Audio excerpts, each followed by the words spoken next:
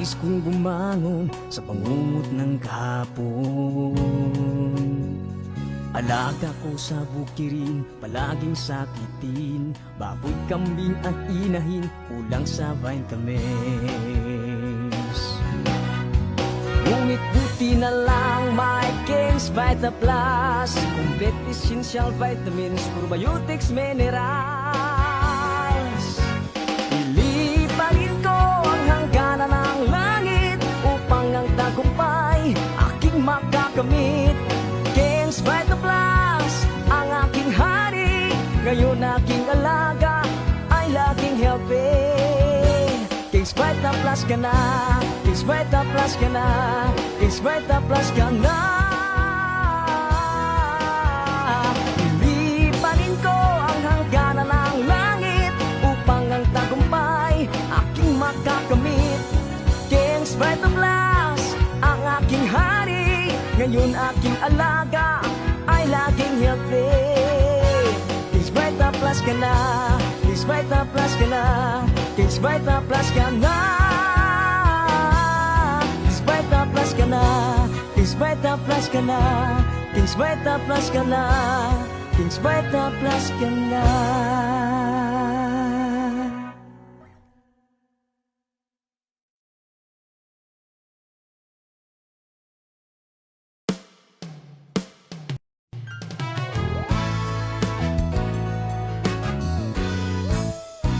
Sinisipon, ilalagnat na naman ang nalaga ko, ang manok kong kasama, gabi't umaga.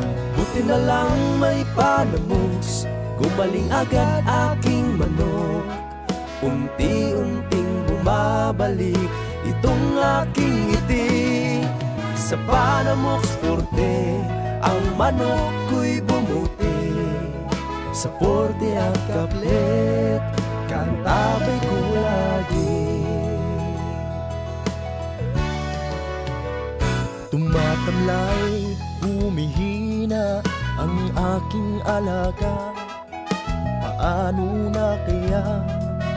Anong magagawa?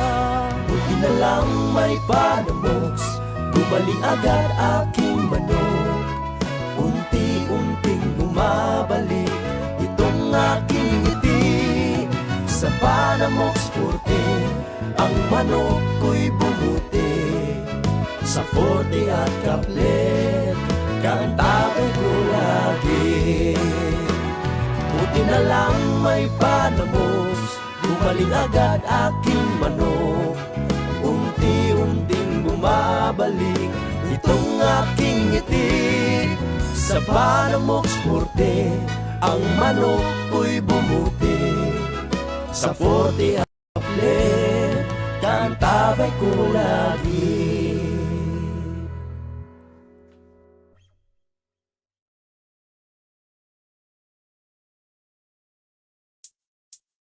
Pagkagising sa umaga, palaging tulala, dahil sa sabungan ay talo na naman.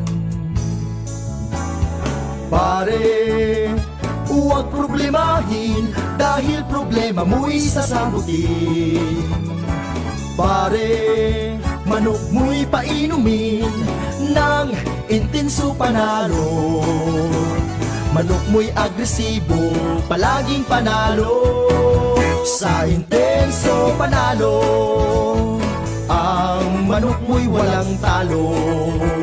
Subok at sigurado, tunay at garantisado. Sa intenso panalo, ang produktong makabago. Kaya't sa intenso na tayo, sa intenso panalo. Ang manok pula, siguradong ubra, kumpletong vitamina, tsak panalo ka. Plus power stag premium, sagana to sa calcium, minerals, zinc at protina. Intenso panalo na tayo, sa intenso panalo. Ang manok mo'y walang talo. Subok at sigurado, tunay at garantisado. Sa intenso panalo, ang produktong makabago. Kaya't sa intenso na tayo, sa intenso panalo, sa intenso panalo. Labas nga impormasyon sa agrikultura, mga simpleng tips para sa mga mag-uuma. Yaman sa kaumahan, kikita ka na, aasenso ka pa. Grisenso, kauban si Inday Bajang o Clara Tita. Kini nga programa hatod kaninyo sa King's Vitaplus Animal Feed Supplement, Panamox Antibiotic Caplet ug Panamox Forte ug sa Intenso Premium, Intenso Power Stag ug Intenso Plus.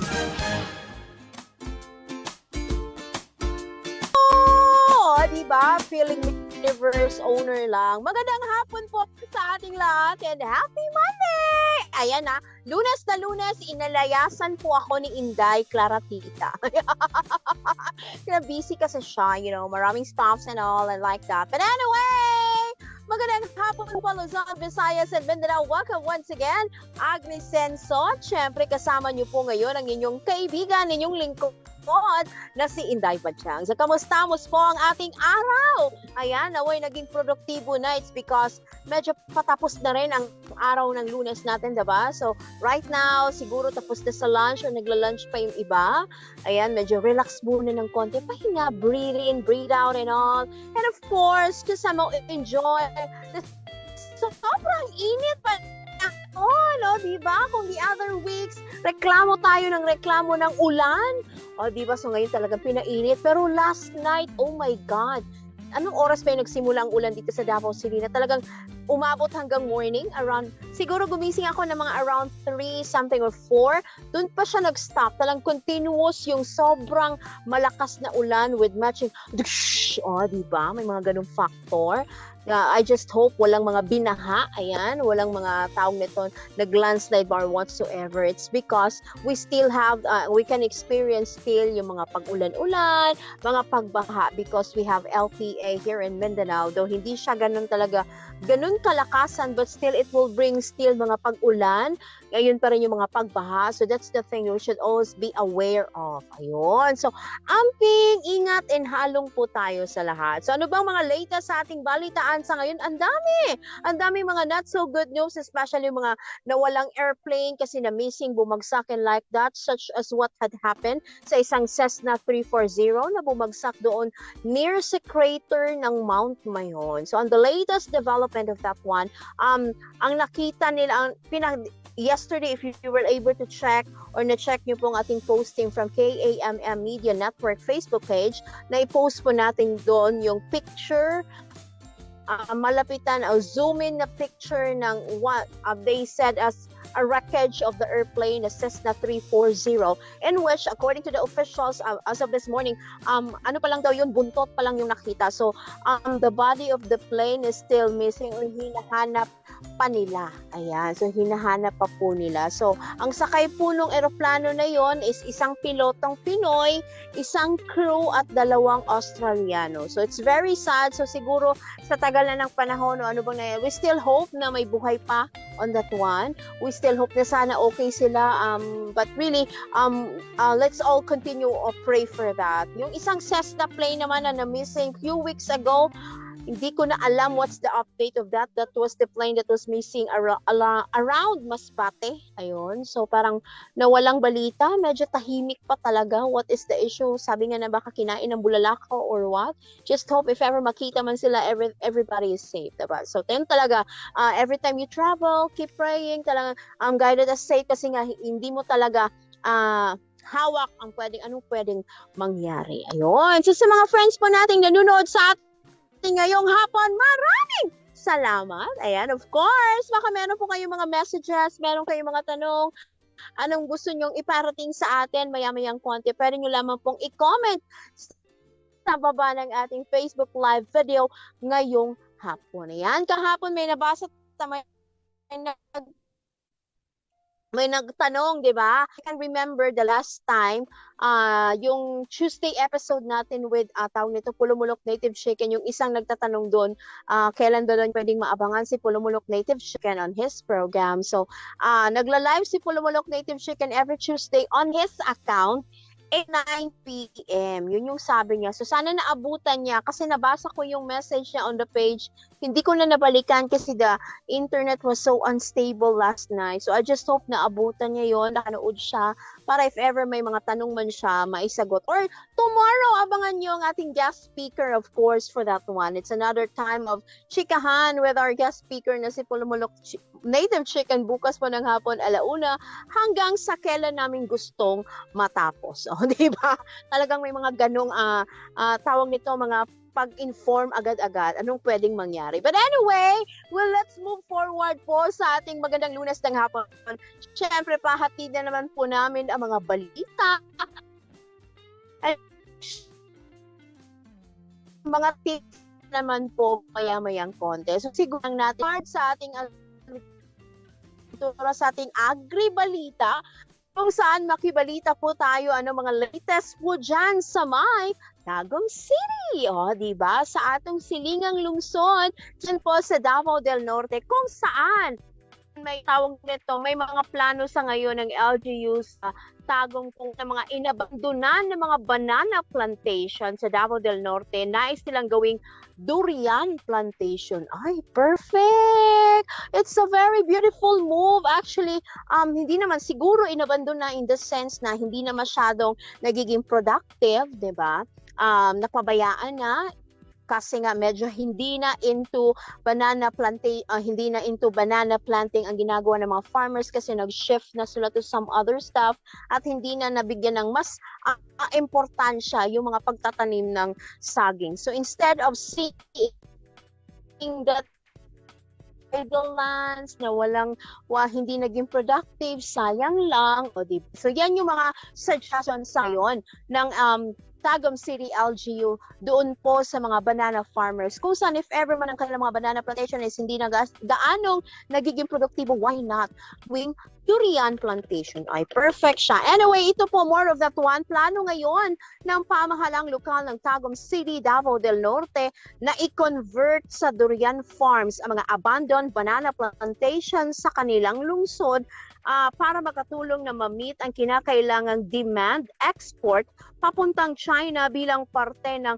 Durian Protocol. Sa panayam kay Tagum City Mayor Ray T. Uy, sinabi nito na nagsisimula na silang magsagawa ng survey kung ilang ektaryang lupain ang pwedeng gamitin bilang taniman ng durian sa kanilang lungsod. Ayon kay Uy, ang rural barangays ang target na paglagyan ng taniman ng durian dahil sa mga nangyayaring developments gaya ng housing malapit sa sentrong bahagi ng lungsod.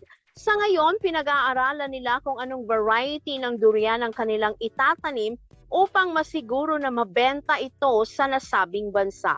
Dagdag ni Uy, nasa 300 na mga farmers ang nagpahayag ng interes para magtanim ng durian sa kanilang lungsod. Ayan, so sana man lang urgently they can do something on it or parang masagot na nila or matapos agad-agad ang kanilang ginagawang survey. It's a good move actually, especially right now.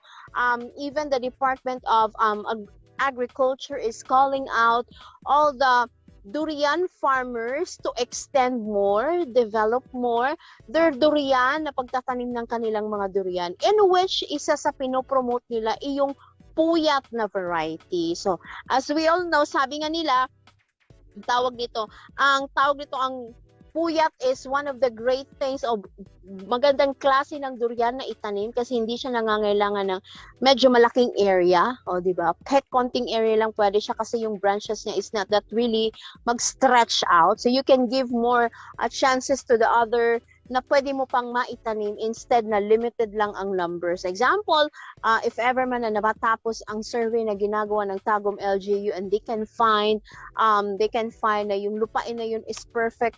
Actually, it's still a long run to do. Mataas na proseso sa kasi i-check pa kung okay ba yung klase ng lupa, maganda ba siyang pagtaniman ng durian, what could be syempre may trial and error pa for that one. It's because iba pa rin yung quality ng lupa nila as compared to those mga tinataniman na ng durian natin dito sa Davao City, which is in sa part ng Talinan, sa mga bukiring part natin here within our area. So in Tagum City alone, kailangan pang i-check gano'n kaya ka-productive, gano'n kaganda yung bunga, di ba? May mga ganun pa, trial and error thing. So, pero syempre, we look forward na agad-agad nilang magagawa ng paraan. Kasi it's really, it's a big help as well for the farmers. So, right now, as been sabi nga ni Davao City, ni Tagum City Mayor Ray Uy na meron ng 300 farmers na nagpakita ng interest na who want to do the share or they want as well to start planting mga durian. So malaki kasi yung demand ng durian sa atin here, tawag nito dito sa Davao, dito sa atin sa Davao region, in which yung main market natin is China. So if you can still remember, hanapin ko dito, hindi ko siya mahanap.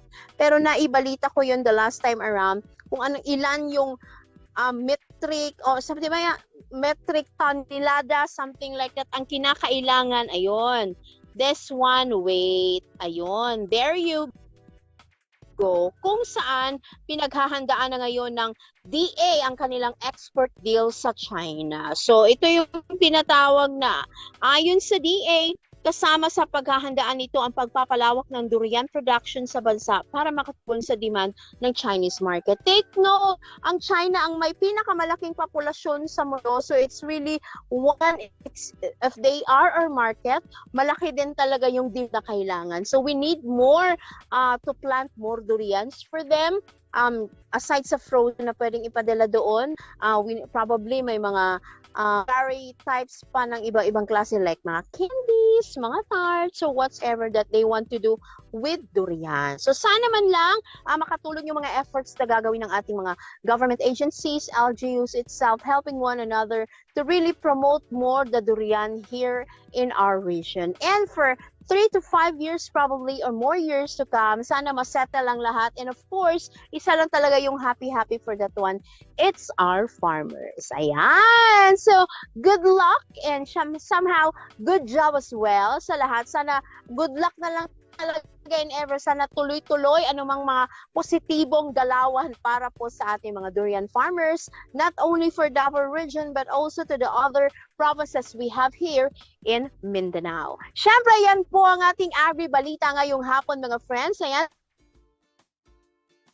Doon po tayo ulit sa ating what's the latest chika or mga tips ngayong hapon kung saan si Sir Jid na naman ay may mga isi-share na naman pong mga magandang usapin with regards po sa pag-aalaga ng hayop. For in which the previous days, he talked about kambing, ayan, he talked about chicken, ano yung mga interest nyo, ano bang magandang mga alagaang mga hayop kung meron kayong lugar sa inyong bahay, o meron kayong mga farm, mini farm on your end. So, ano bang mga magagandang klaseng hayop na pwedeng alagaan? Ayan, this time, isa sa mga alaga ni Sir Jid sa kanyang mini farm over there sa Polanco, Zamboanga del Norte ay ang mga itik. Ayan, mga itik is hindi lamang pang itlog, pwede siyang tawag nito, pang balot, diba? Ang dami siyang pwedeng gawin, and pwede mo ring ihawin ng itik, pwede mong kainin yan, or for meat production, diba? So ayan sa ating Agri-Unique Chika, pag-alaga ng itik sa paraan upang kayo ay mas makatipid. Ayan, more of that one,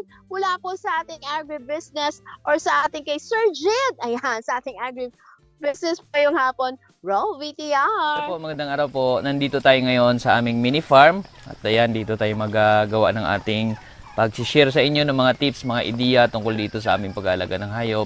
So, kumusta po? Dito sa amin, medyo maulan-ulan dito sa amin at napakalamig ng panahon dito. So, sana ay okay din tayo sa ating mga lugar. So, ngayon naman po, ang magiging topic natin ay tungkol dito sa pag-aalaga ng mga itik. So, yung mga itik namin, dito ay nakagala lang din yung sa area namin, nakagala lang yung mga itik namin. No, marami rin mga nagalaga ng itik na naka-feeds naman ang binibigay nila, naka-pure feeds, meron ding mga naghalo ng mga patuka na natural, yung mga tinatanim nila. No, marami rin mga nagalaga ng itik na pinapakawalan naman doon sa mga palayan. So sa amin, ang nagiging karanasan namin noon ay yung pag-alaga ng itik na pinapakawalan sa mga palayan. Kasi mahilig kami doon sa pag-alaga ng libre sa mga alagang hayop na hindi kami gumagastos ng malaki. Ba't kami nahilig doon? Mahilig kami doon dahil wala kaming sapat na puhunan, wala kaming sapat na pera. Pero naghanap kami ng solusyon dahil nga nandun yung hilig namin, nandun yung linya namin. So naghanap kami ng pupwede naming gamitin o gawing mga pamamaraan para hindi kami mapapagastos ng malaki. Ang ginagawa namin, nag-alaga ng itik, no, na doon nilalagay sa palayan. Dahil may space naman, may malawak na palayan doon sa aming lugar. May mga kapitbahay kami, may mga palayan, at meron din kaming maliit na palayan na napaglalagyan namin ng mga itik. So malaking tulong pa kasi itong mga itik dahil yung mga insekto kinakain nila, yung mga nagiging peste doon sa palayan ay kinakain nila. Kumakain sila ng mga uod. Yung mga uod ng palayan, nakain nila. Kumakain sila ng mga kuhol, mga suso. Makain sila ng mga insekto doon na lumilipad-lipad. No, may mga insekto doon na nakakasama sa palay. Kinakain din yan ng mga itik. Maging mga damo, yung mga damo na kailangan nating linisin, kailangan isprehan doon sa mga palayan, yung mga itik, kinakain nila yon para yun yung magsisilbi nilang pandagdag din sa kanilang mga nutrients na kailangan ng kanilang katawan. So yun yung mga pamamaraan namin noon. At nung umpisa pa nga, no, nag-alaga kami ng itik, nag-umpisa kami sa itlog. Itlog muna kasi mas mura pag itlog ang bilhin compared sa bibili kami ng mga ready to lay na, compared sa bibili kami ng mga sisiw, kasi sa amin wala namang mga farm ng itik. No, dahil nga backyard farming lang din yung mga ginagawa ng karamihan sa aming mga kapitbahay. So itlog ang aming binibili. Magkano lang pirasong itlog? Kung gusto mo mag-alaga ng 20 pirasong itik, so kayang-kaya mag-alaga kahit maliit lang ang puhunan. Yun nga lang doon, hindi natin masasabi kung ilan yung lalaki, ilan yung babaeng magiging itik noon. No, pero at least may ginawa tayo kahit na medyo maliit yung ating puhunan. So, yun yung aming pamamaraan. Nagbili ng itlog, tapos pinalimliman namin sa aming native chicken. No, since itong mga manok ay naglilimlim, kaya kapag naglalakad na yung mga manok, kapag napisa na yung mga sisiw ng itik, ang ganda ring tingnan. Yung inahin ay manok, inaalagaan niya yung kanyang mga anak na itik. Parang nakakatuwang panoorin na nagtutulungan sila. No, yung anak niya inaalagaan niya, pero yun ay mga itik. So yun yung pamamaraan sa amin. Meron namang iilan din na may kakayahan at merong mga sariling incubator or nagpapa-incubate sila. Yun yung ginagawa naman nila, ay ini-incubate nila para mas mabilis dumami. Kasi pag incubator, talagang todo-todo na yung ano niyan, kahit maramihan na, basta malaki incubator mo. So nakakarami sila ng mga sisiw. So doon yun sa may sapat na mga kakayahan. No, sa amin, ganun lang yung kakayahan namin. Konti-konti lang, kaya sa inahing manok lang namin pinalimliman.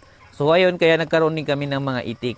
No, sa umpisa, binibigyan namin ng mga pagkain na available din, binibigyan din namin ng kaunting feeds. Since dala-dala naman ng inahin at naka-free range naman, so kumakain sila dun sa mga damuhan dati kasi wala pa masyadong mga hindi pa masyadong nawawalan ng mga sisiw. Isa ngayon, kapag pinapakawalan mo yung manok na may sisiw, hinayaan mo sa labas.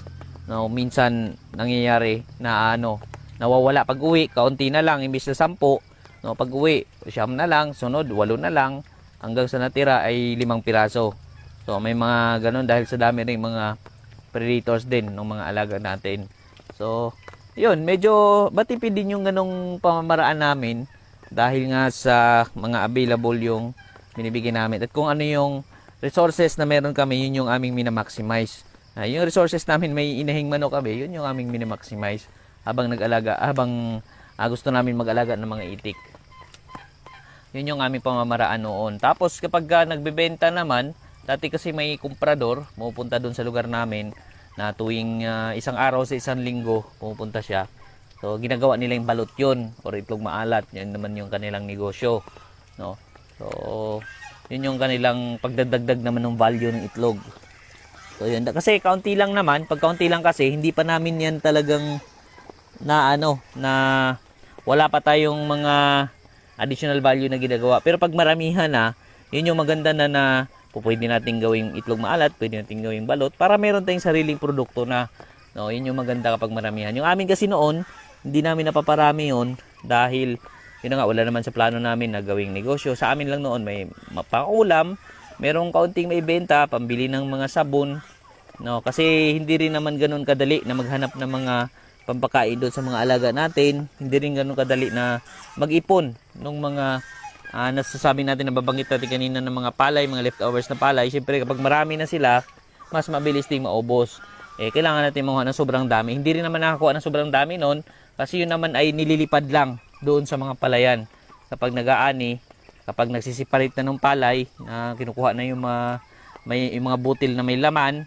So, yung mga lumilipad, yun kasi yung naiiwan lang. Kaunti lang naman yung may laman nun na butil. So, yun yung ano namin ginagawa. Tapos may mga kuhol naman pero hindi rin ganoon kadami, no? Maging mga kangkong pag medyo malaki-laki na kasi, yung papuntang mga 1 month na pataas, papunta ng Dumalaga.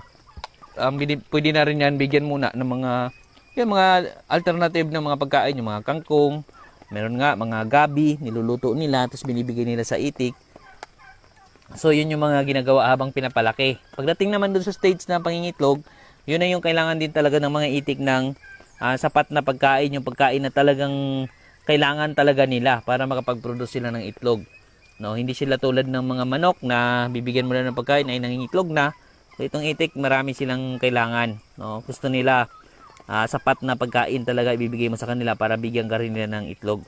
So, yun na yung sinasabi natin kanina na pag pinapakawalan mo dun sa mga palayan, yun nakukuha nila yung napakaraming pagkain. Nakukuha nila yung mga damo, yung mga kuhol, yung mga suso, yung mga insekto. No, yung mga actually yung mga nakakasama sa palay, yun din yung kinakain nila eh. Kaya't napakaganda rin na integrate ito dun sa ating pagpapalay, itong pag-alaga ng itik. Pero yun na nga lang, kailangan talaga na extra din na trabaho. Kasi pagka taga-tanim, yung mga itik natin ay hindi naman bastang nabubuhay lang din dyan. Hahayaan na lang. Kailangan talaga additional na trabaho din. It's either magtanim-tanim din tayo ng pandagdag na pagkain, yung mga duckweeds, yung mga asola, no, madre de agua, para sa panahon na nakapiit na naman sila sa kulungan, no, ay meron tayong maibigay. Yung iba naman, ang ginagawa nila, tuloy-tuloy. No, tuloy-tuloy nila pinapakawalan sa palayan. Kaya lang kailangan nila ng tracking. Kailangan meron silang mga sasakyan na gagamitin kapag naglipat. Kasi tulad dito sa area namin sa Zamboanga del Norte, may mga lugar dito na sabay-sabay magtanim. Doon sa kabilang probinsya naman ay sa susunod ang taniman nila, sabay-sabay din sila. So, yun yung binabantayan ng ibang mag-iitik dito. Na kapag tag-ani dito sa area ng Zamboanga del Norte, nandito yung itik nila. Tapos sa pagtagtanim na, doon naman sila sa isang probinsya na tag-ani na naman. So, ganun yung kanilang ginagawa. Kaya lang minsan, nag-aantay rin sila. Kapag hindi pa tag-ani, hindi pa nila mailagay, so nagbibigay sila ng feeds, lalo kung maramihan na. So, no choice naman talaga sila pag sobrang dami yung alaga nila. So, nagbibigay sila ng feeds. Yun yung medyo magastos na stage. Tapos, medyo tinipid-tipid nila yun sa feeds. Na pagdating naman ng may palayan na, no, yung mga manok ay mga itik ay nag-ano pa sila. Kumbaga binabalik pa nila yung kanilang katawan kasi siyempre medyo mga yayat sila kung titipirin natin. So may mga ilang linggo pa yan bago sila ulit mangitlog. Kasi ibabalik pa nila ulit yung kanilang laki ng kanilang katawan para makapagbigay sila ng itlog. So ganun yung pamamaraan. So doon naman, ayon sa mga nakausap din natin ng mga nag-aalaga ng itik ngayon na ganun yung pamamaraan na naka-tracking, lipat-lipat, no? May mga tracking sila. Nilipat-lipat nila yung itik. So, okay din naman daw yung kita. So, may mga panahon na talaga na mas magastos yung paglilipat kasi siyempre magbabayad ka dun sa truck kung wala kang sariling truck. Eh, kung mayroon, advantage pero siyempre gastos ka pa din kasi bibili ka ng truck. So, yun, mas okay daw yun kasi mas mas organic pa actually, mas natural pa actually yung kinakain ng mga itik. No, doon sa stage na yon. Tapos ang pa doon, mas tipid kasi nagbabayad sila doon sa tao. So ilan ang babantay? 2. Compared sa araw-araw sila gumagastos ng tig 6,000, 10,000 para doon sa kanilang pampakain na feeds ng kanilang mga alagang itik. So yun yung ang kanilang ginagawa. Imbis na ibili nila ng feeds, pinabayad na lang nila doon sa tao na magbabantay. So yung iba naman, no, porsyentuhan sila pero di ko lang nakuha yung eksakto na porsyento kung paano yung magiging hatian nila. Yung iba naman nagbabayad ng arawan doon sa mga tao. So yun yung mga ginagawa nilang pamamaraan. Marami rin tinakausap ng alaga ng itik na pinapakain nila ng feeds. No, pinapakain nila ng feeds, tuloy-tuloy yan. Pero ang ginagawa nila, nagba-value adding sila doon sa mga alaga nila para hindi sila malugi. So yung mga itlog, imbis na ibenta nila bilang itlog lang, ginagawa pa nilang balot, ginagawa pa nilang itlog maalat para dagdag pa sa income. Although dagdag gastos, nagastos sila syempre ng pang-incubator, pangbayad sa kuryente, marami silang dagdag gastos doon sa value adding nila sa kanilang itlog. Pero meron naman silang, kinikwenta nila yon. Kailangan meron pa rin silang tubo doon syempre kasi mas mahabang panahon yung kailangan at mas maraming equipment ang kailangan para magkaroon sila ng ganong klaseng produkto. So may mga pamamaraan sila. May ilan naman nagbibigay sila ng mga damo, naghalo sila feeds at mga damo. Kaya lang kailangan din nating obserbahan kung talagang satisfied tayo doon sa productivity ng mga alaga natin sa ganung pamamaraan. Kasi wala pa naman tayong nakukuhang data niyan, mga pag-aaral tungkol diyan. So kailangan tayo mismo ang mag-observe din tayo kung paano yung nagiging ano yung mga posibleng makakamtan natin, ano yung posibleng mga maidulot sa atin ng ganung pamamaraan, ganung sistema. Pero yung pag-alaga ng itik na pinapakawalan sa mga palayan, yun talaga actually ginagawa din maging sa ibang bansa nakikita natin, no? Maraming gumagawa noon na talagang okay naman din yung kanilang kita, no? Okay din naman. So may mga kanya-kanyang pamamaraan din. Ganun din doon sa mga nakakausap natin, okay din, kaya lang masasabi natin matrabaho lang talaga, maraming kailangang gawin, no? Totoo yan. Kapag naman gusto nating kumita talaga, hindi naman yan sa bastang mamuhunan lang tayo, nakaupo na lang tayo, pera lang yung magtatrabaho sa atin. So kailangan may gagawin tayo, kailangan pagsipagan natin. Kasi kung mapansin natin, maraming mga nag-o-offer na pera mo, yan lang, ilalagay mo lang yung pera mo, kikita na daw ng malaking porsyento, pero marami ring mga hindi naman kumita. At marami ring mga nawala din yung kanilang pinampuhunan. No, compare doon sa mga ka-farmer natin na sila mismo ang nagsipag, sila mismo ang gumawa, so sila mismo ang kumikita. May mga nalulugi, pero marami pa rin ang mas kumita. Pero doon sa mga nagsimula sa kaunti, na dahan-dahan nagpaparami, mas advantage yun. Hindi na sila malugi. Kasi, di ba, kung totoo, nasa bukid lang din naman sila kasi farmer tayo, kami. Nasa bukid lang din kami, so nag-alaga kami ng hayop konti-konti, dahan-dahan namin pinaparami, no? So wala kaming nilabas na malaking puhunan. So walang lugi kasi na-enjoy pa namin yung pag-alaga namin. Kahit na medyo manghina yung itik ay hindi naman nasasay. Minsan nga pinang-uulam pa namin kapag medyo mahina yung itik.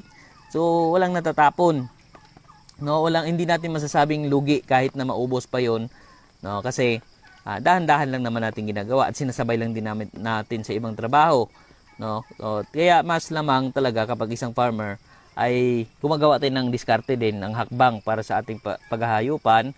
No, compared doon sa mag-antay tayo ng mamumuhunan, para sa akin, mas pabor sa atin na tayo mismo, yung sarili natin mismo, alagaan natin. Compared sa maghanap tayo ng mamumuhunan ng malaki. Kasi minsan, pagka malaki puhunan, malaki din risk kasi biglaan yan madalian. So, problema naman kapag nagkasakit yan or nagka-problema, so doon naman tayo ay problema din. No? Kaya sa amin, start small, dahan-dahan na pagpaparami. No, ang ma-share ko lang din, no, ginagamitan namin ng King's Vita Plus na vitamins yung mga alaga namin. No, habang pinaparami natin sila, dahan-dahan tayo nagpaparami. So bigyan natin ng King's Vita Plus Animal Feed Supplement, halo natin doon sa pagkain o sa inumin nila para mas malaki ang chance na mapaparami natin. Dahil doon sa sapat na nutrisyon din na nakukuha nila sa King's Vita Plus, no, para doon naman 'yon sa pampalusog sa kanilang katawan. King's Vita Plus dahil meron itong multivitamins, minerals, amino acids, electrolytes, essential elements, calcium, D3, enzymes, probiotics at napakarami pang sangkap na lalong makakatulong sa mga alaga nating hayop. Kaya sa amin, King's Vita Plus Animal Feed Supplement pinagkakatiwalaan namin sa mga alaga naming hayop. No? Lahat ng alaga naming hayop pinibigyan namin ng King's Vita Plus. No? Dahil ang King's Vita Plus, ito rin ay rehistrado sa Bureau of Animal Industry sa numerong BDAPM 18099. Kaya't makatiyak tayo na yung mga sangkap na ginagamit dito ipasok mismo sa standards ng Bureau of Animal Industry. Kaya ginagamitan natin ang King's Vita Plus yung ating mga alagang hayop. No, ang King's Vita Plus, ito ay nabibili sa mga Agrivet stores, Luzon, Visayas, Mindanao. Nabibili natin siya sa mga Agrivet stores, mga poultry supply, mga bilihan ng feeds, ay pwede tayong magtanong dyan, pwede tayong mag-inquire sa pinakamalapit sa atin ng mga Agrivet stores ng King's Vita Plus Animal Feed Supplement. At ito ay makasigurado tayo na ito ay safe sa mga alaga dahil pasok mismo sa standards ng Bureau of Animal Industry. At napakaganda gamitin para mas magiging maliksi lalo ang mga alaga natin. So ayan, yung mga itik natin dito kahit maulan ang liliksi din, no, dahil sa King's Vita Plus na vitamins. Kapag naman yung mga ginagamit naman namin na gamot kapag may mga sakit ng mga alaga namin, so mayroon naman tayong gamot na ginagamit dyan, ito ay Panamox. No? Panamox Forte para sa sisiw, Panamox Caplet doon sa mga malalaking alaga. Mga itik namin, mga manok, mga pabo. Yun yung ginagamit namin. Panamox Forte, Panamox Caplet. Kapag naman pampurga, ang hanap natin, nandiyan naman ang Worms to Go. No, na napakagandang pampurga sa ating mga alaga. At kapag naman ang hanap natin ay vitamins ng ating mga pet, may mga pusa tayo, may mga aso tayo, may mga pet tayong rabbit, King's Vitapet naman, magandang vitamins para dyan. At para naman doon sa ating mga manok, kung meron tayong manok panabong, no? Tulad noon, may manok panabong dyan na nakalagay. Ang vitamins naman ng mga manok panabong na maganda, itong Intenso. Intenso Plus para doon sa mga sisiw pa lang, Intenso Power Stock sa mga bayong-bayong, at Intenso Premium para doon sa ating mga manok na kinukondisyon na natin. Yun yung mga vitamins na napakaganda sa ating mga alagang hayop at mga gamot. No, ito ay na-share ko lang din based sa experience namin.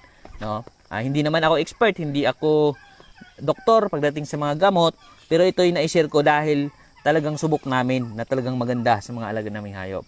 So ayun, subukan mo na rin at ito ay nabibili sa mga Agrivet stores. Punta lang tayo sa pinakamalapit sa atin na mga Agrivet stores. So ayun, yun lamang po muna. Maraming salamat po.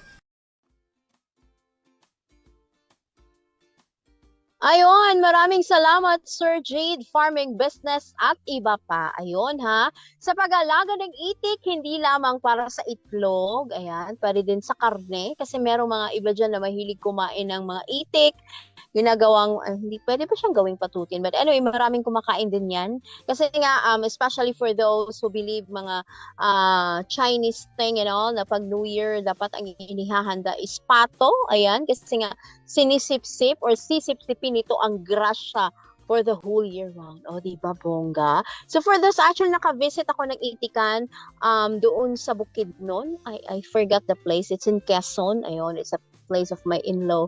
Talagang you really need a space for them. Kasi nga, gusto kasi ng mga itik na palangoy-langoy sa tubig. That's how they warm up their bodies. Gusto nilang siguro nasi-stress din sila sa kakapangitlog. But anyway, ang maganda lang kasi sa itik, if they are well fed, maganda yung pag-alaga sa kanila, nangingitlog talaga sila na pwedeng ibenta mo rin for balot. Ayun. So dapat, kung plano mong mag-itikan, you are ready of your place within. Siguro ang suggestion ko lang is place it medyo malayo-layo from your neighbors. Kasi nga medyo ang mga itik kahit saan lang yung nagdudumi. And syempre yung baho, yun din ang iniiwasan natin para walang magreklamo sa inyo. And at the same time, don't forget as well to give them the exact na mga nutrients, mga supplement na kinakailangan nila. Gaya na lamang po ng King's Phytoplus Animal Feed Supplement. So maraming dapat i-consider if you're into that kind of business or gusto mo mag-itikan. Ayan, ang sinasabi nga na medyo trabahoso siya, indeed. It's because kailangan mo mag-prepare muna ng pwedeng malagyan na kulungan for them. Kung gusto mo lang talaga palakad-lakad lang sila into your area, make sure nga nakalagay ka ng fence, nakalagay ka ng mga nets para hindi sila makalabas. And they are safe as well, especially pag may time na maulan or bumabaha pa, hindi sila anurin, diba? So, that's really one of the best thing for you to do. And at the same time, prepare mo talaga yung may maganda silang pangitlugan. It's because they don't want na mangitlog sa medyo wet thing or medyo mabasa-basang lugar. So they are really comforting yung mga itlog nila. So marami kang dapat gawin for that one. So kung kaya lang naman, why not? Walang imposible nga, diba? Sabi ni Sir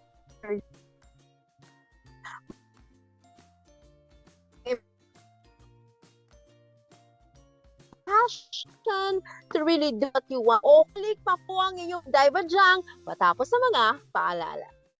Pagkatapos ng kahapon, binaon ako sa hamon. Nais kong bumangon sa pangungot ng kahapon. Alaga ko sa bukirin, palaging sakitin. Baboy, kambing at inahin, kulang sa vitamins. Ngunit buti na lang may King's Vita Plus, complete essential vitamins, probiotics, minerals. Ilipanin ko ang hangganan ng langit upang ang tagumpay aking makakamit. King's Vita Plus, ang aking hari, ngayon aking alaga ay laging healthy. King's Vita Plus ka na, King's Vita Plus ka na, King's Vita Plus ka na. Ilipanin ko ang hangganan ng langit upang ang tagumpay aking makakamit. King's Vita Ngayon aking alaga ay laging healthy. Kings Vita Plus ka na, Kings Vita Plus ka na, Kings Vita Plus ka na, Kings Vita Plus ka na, Kings Vita Plus ka na, Kings Vita Plus ka na, Kings Vita Plus ka na.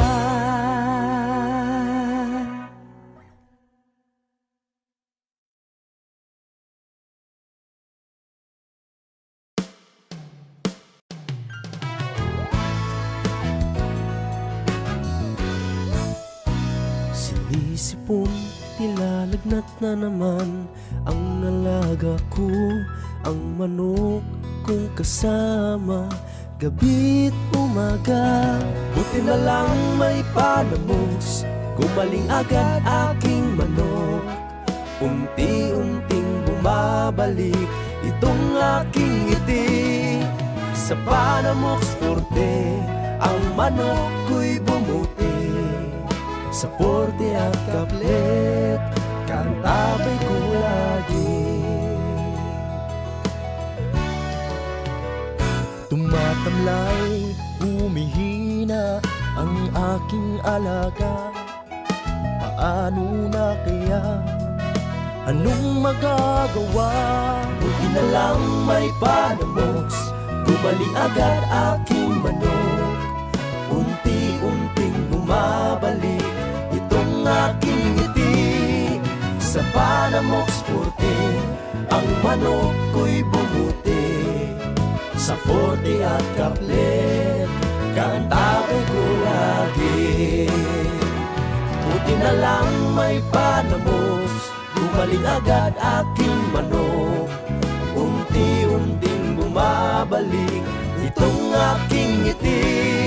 Sa Panamox Forte, ang manok ko'y bumuti. Sa Forte at Kaplet, kantabay ko lagi.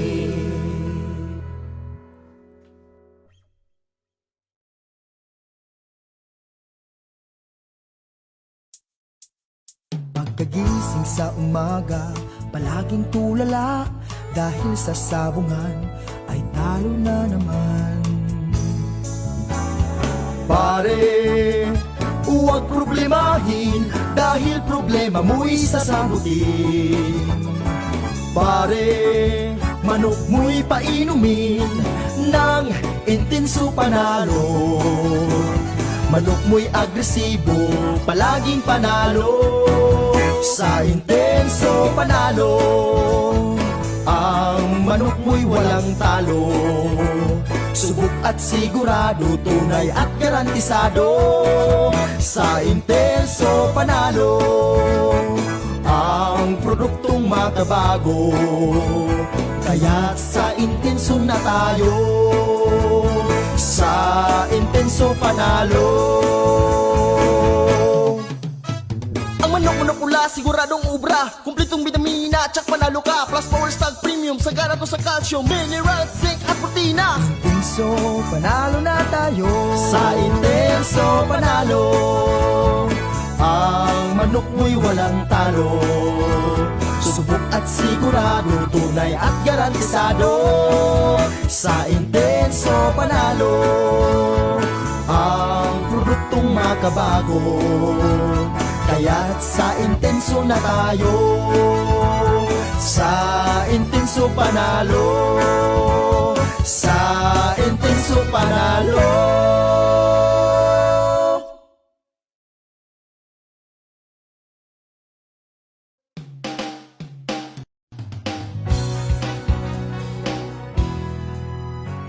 Pagkatapos ng kapon, binaon ako sa hamon. Nais kong bumangon sa pangungot ng kapon. Alaga ko sa bukirin, palaging sakitin. Baboy, kambing at inahin, kulang sa vitamins. Ngunit buti na lang may Kings Vita Plus, complete essential vitamins, probiotics, minerals. Ilipagin ko ang hangganan ng langit upang ang tagumpay aking makakamit. Kings Vita Plus, ang aking Ngayon aking alaga ay laging healthy. Kings Vita Plus ka na, Kings Vita Plus ka na, Kings Vita Plus ka na. Ilipanin ko ang hangganan ng langit upang ang tagumpay aking makakamit. Kings Vita Plus ang aking hari, ngayon aking alaga ay laging healthy. Kings Vita Plus ka na, Kings Vita Plus ka na, Kings Vita Plus ka na. Kings Vita Plus ka na, Kings Vita Plus ka na, Kings Vita Plus ka na, Kings Vita Plus ka na.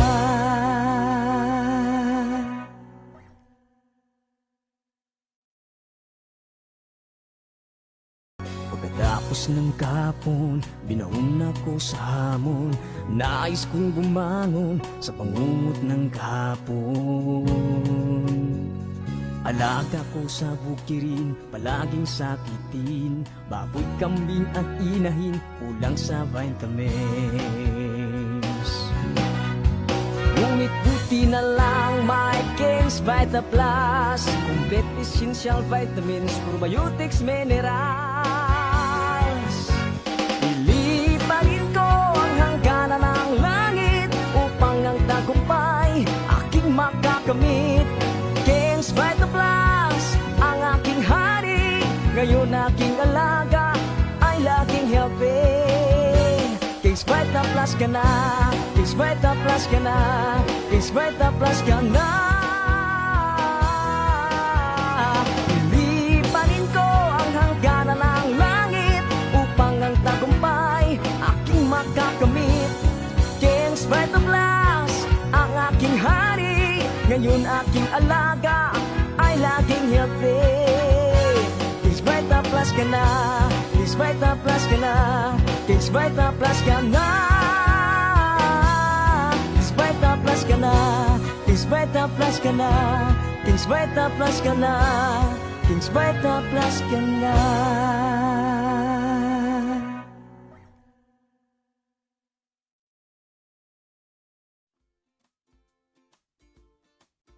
Ilaban talaga yan, Yot. Ayan, ilaban. Ay, talagang napakaganda ng pagdiling. I remember last weekend, we celebrated our grand reunion with my family. So it's the side of my mother. It was really fun.